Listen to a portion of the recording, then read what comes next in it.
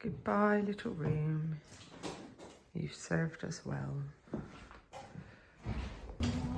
Goodbye, little corridor. Goodbye, little bathroom. I'm not going to be sad to say goodbye to these stairs, though.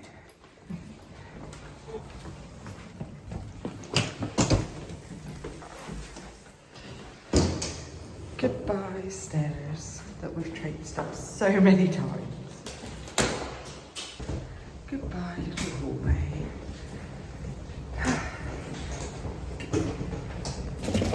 Hello and welcome.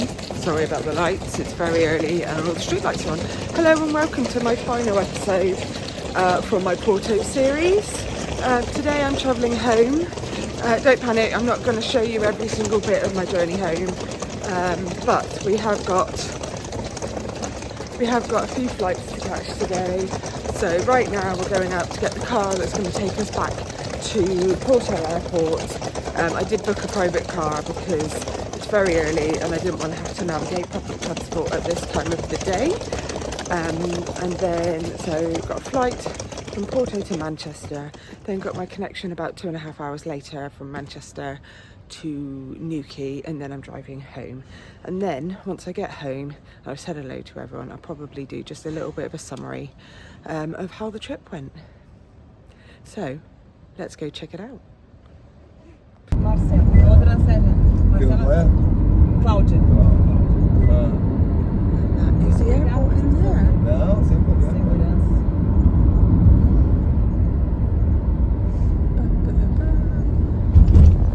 Sorry for the glare on the screen. The airport door. There we are.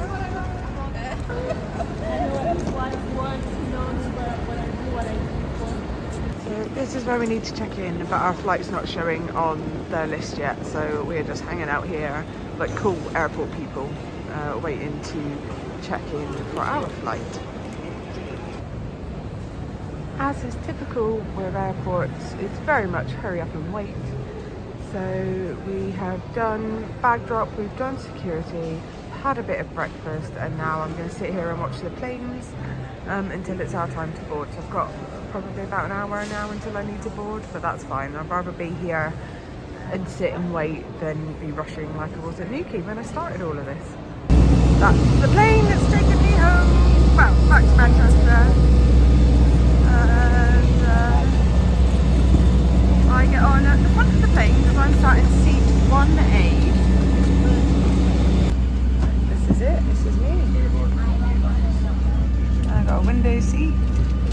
And it's my job to save everyone in an emergency, so let's hope there's no emergencies.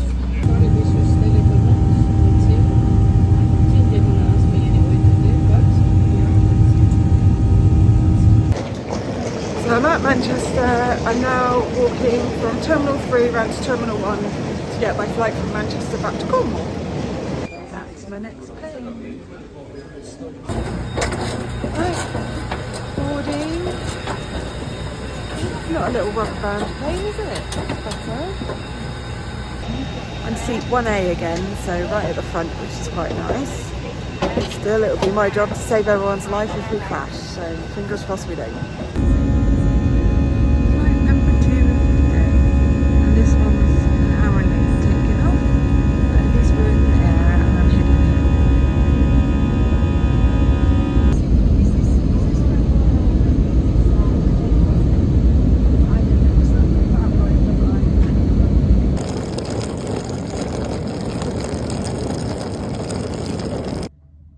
I am back in my car, thank goodness for that. It's been a very long day.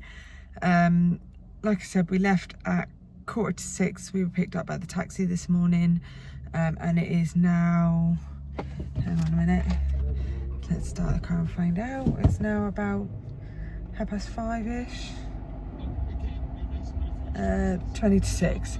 So it has been a very long day, and now I've got an hour's drive home, but it will be worth it because I get to see the kids in a minute. So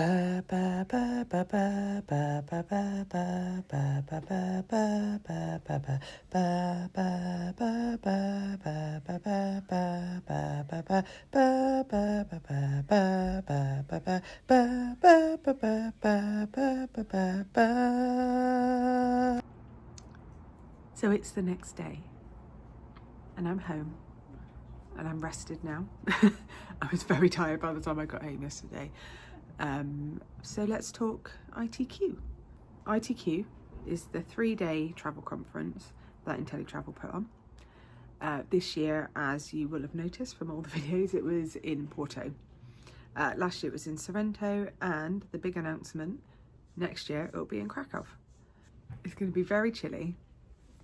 And it already makes me worried for people's weight allowances, because we struggled with packing for this event, despite the fact that it was beautiful weather. But hey ho, that's a next year problem, not a this year problem. Was it worth it? Absolutely yes. For me, can't speak for everyone else, but I gained so much from being there. Obviously just networking with other members of the team, other members of the organisation, that in itself is always worth doing. If you, no matter what business you're in, if there are conferences and networking events, absolutely go to them, because I think you get so much out of meeting other people from wherever they are in their journeys, be it at the beginning, be it with years and years of experience, or anywhere in between. It's really helpful, I find, meeting people in their journeys in your business. So whatever business you're in, definitely take that opportunity to go to any conferences and events, because you gain so much from that. The information that I learned about my own company was phenomenal. The electricity that you get in the room, you don't get that anywhere else. The time for me, for this conference, which is obviously travel, the time with the suppliers was also incredible. So although I've done lots of training and webinars with lots of these people, to meet them face to face and to ask them what feels like sometimes stupid questions, is just really helpful. And they're not stupid questions, because if you've got a question, then it's not stupid, but you can sometimes feel a bit stupid. But also building relationships with these people. With a lot of the suppliers, they have said to me, you know, just reach out when you're making a booking with us, talk to us, we'll make sure it goes right, we'll make sure you get all the extra perks for your clients. If you want me to come down and do some one-on-one training with you, or some training with your team, that can be arranged. Like, how incredible was that? So that was really good. The experience was phenomenal. Obviously the conference itself was 3 days. I was away for 5. One of the disadvantages to being in Cornwall is that you often have to allow an extra day to travel anywhere. So from Newquay I could only fly to Faro, so I travelled up to Manchester and then flew out from Manchester to Porto, because from my perspective I thought that travelling would be easier, the complicated bit, in a country where I speak the language, i.e. the UK. So I did that here and then just flew direct to Porto. And I did the same coming back, so I followed the exact same route. I could have flown from Newquay to Faro and then Faro to Porto, but the thought of that terrified me, so I didn't do that. But that was an option. But equally would have taken me just as long to get everywhere. So, you know, that's just one of the disadvantages of living in Cornwall. There are lots of advantages to living in Cornwall, but travel is not one of them. For myself, I gained confidence, I gained knowledge and skills. I felt that I've grown as a travel agent. I really know some of the systems so much better now, and obviously I use my own systems to book my own travel as well. So it gives me first-hand experience of what the experience is like for when you're using them. So I can give you those hints and tips and say, actually, if you're traveling and like me, you get a bit anxious about getting to the right place, book a car. I can hire one for you. I can hire you a driver that will meet you at the airport and drive you exactly to your hotel. Because for me, getting lost is a real possibility. I haven't got the best sense of direction. And then I can talk you through what to expect. Once I get somewhere, I'm a bit more confident then to travel around, but it's that almost that anxiety of not being able to find the place where I'm going to be sleeping that night that stresses me out. And everyone will have their own little kinks about what stresses them out, but for me that's that.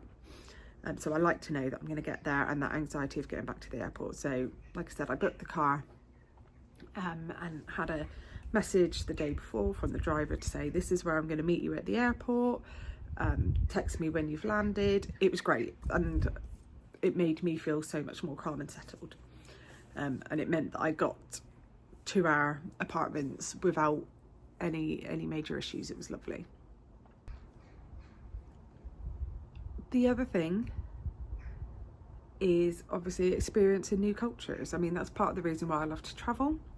So, you know, go for a wander, get lost. The internet is so easy to use now. So I had an eSIM that I downloaded onto my phone so that data roaming wasn't expensive. I just paid for a little package in advance. So if I did think, oh, I'm not quite sure how to get back from here, I Google Maps it back to my apartment. It was great. Actually, after the first day, I kind of had a bit of a lay of the land, and I wasn't too bad. And we figured it out pretty quickly. One of the other big things for me was experiencing the food. As you know, we're big food fans in our house. So eating all the things, and don't feel bad about it. You're on holiday, and weight is a thing that if it goes on, it'll come off. Go and eat the food, drink the wine, experience that, because that's a huge part of the culture, and loads of people, particularly in these European countries, love to share food and talk, and so go and try the food, ask them what they recommend, try the house wines. Massive tip for Porto, or Portugal in general, they're very proud of their wine, as they should be. It's delicious, but they keep all their best wines in country. They don't ship them out. So if you're going out to eat somewhere, or ask for the house wine, because it will probably be the best wine that they've got, but it won't be the most expensive. They don't want to rip people off. They want you to enjoy their products. And everywhere we went, people were friendly, they were welcoming. We had a lovely time. Experiences whilst you're in these countries, they don't have to be expensive. So yes, we did the yacht cruise, the sunset yacht cruise, which was phenomenal. That was a set price, whether there was one person on that yacht or whether there was 10 people. So split between us, it wasn't very expensive.